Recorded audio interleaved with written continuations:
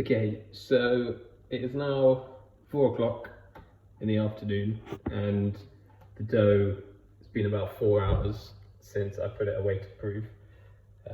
So this is the last step before you put it away, before the big proof, kind of overnight. And so this is really the last thing you do to the pizza. So essentially all the work is done the day before. Do it all the day before, and then you're cooking it the next evening. So proved for about 4 hours and hasn't particularly risen in size, which is fine, but it's still nice and smooth and soft. I'm going to take it out the bowl like that. It's still quite oily, as you can see, and I'll just shape it into one big ball to make it easier to start with.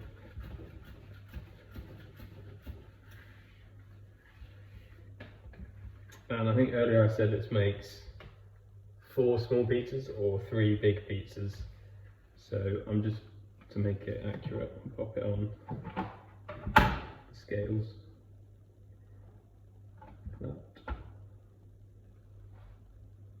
So that's 896. So I will make it into 4 pizzas. So it will be 224 grams each. 224 grams each. Yeah. So at this point, you don't have to be too gentle with the dough. So you can just cut it.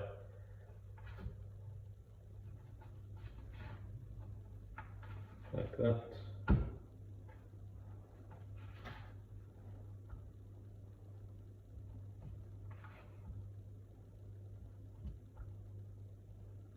Two, 6.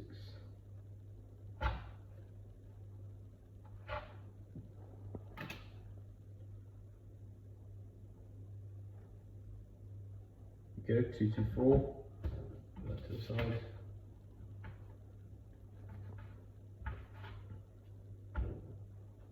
222. 224.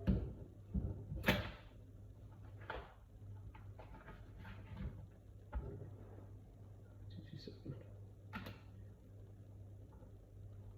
224. So then that 223. Okay, so that's fine. So you've got your 4 balls there, and it doesn't matter if they're made up of lots of little bits. But for the next step, you kind of, at this point, you're just rolling it again. You're not particularly kneading, but you're just forming it into a tight ball before it goes into the next proof. So the most important thing is to make tension, because the tension is what will help it rise over the next 24 hours or so. So you're going to take it like this. Doesn't matter if you've got additional bits on. Flip it over, and you're going to stitch into the middle, all the corners. So I'll start 1, 2, 3, 4, and then I'll just keep on grabbing, and you'll feel it get tighter, like that. And once that is done, flip it over, and I'll kind of pinch at the bottom like I did in the last video and roll it like that. And this should just come together in a really tight ball, like so. If you feel it, there'll be a bit of resistance. There might be a few bubbles on the top, and that's fine, like that. You're going to want to put them just in a tray like this, lightly flour it, like that.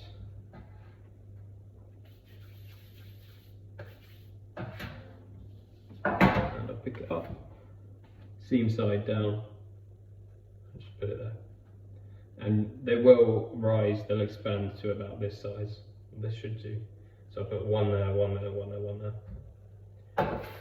So for the rest of them, corners.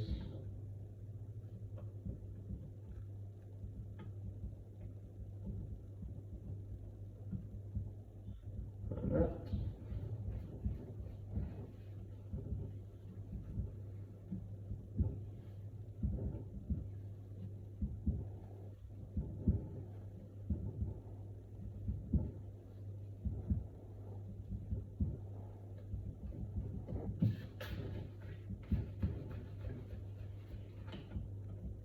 straight.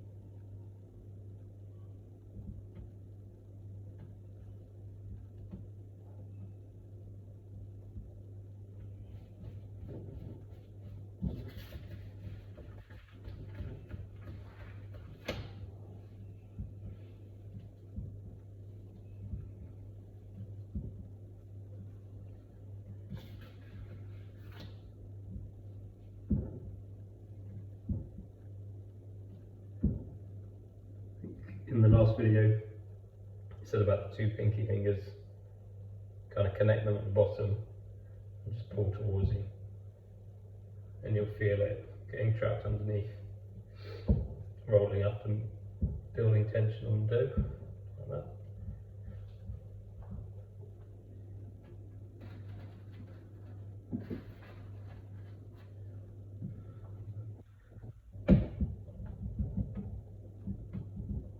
And this is really the last time that you're going to be quite rough with the dough, because after the next few proofs, when you come to cook the pizza, all the air and the gases will have built up inside here, and that's what gives you the nice crust and the structure inside of the dough. So if you're rough with it at that point, you're basically knocking out all the air that's built up inside the dough, and your pizza will be dense. It won't be very nice, it'll be quite chewy. So this is the last point, you can kind of shape it, really.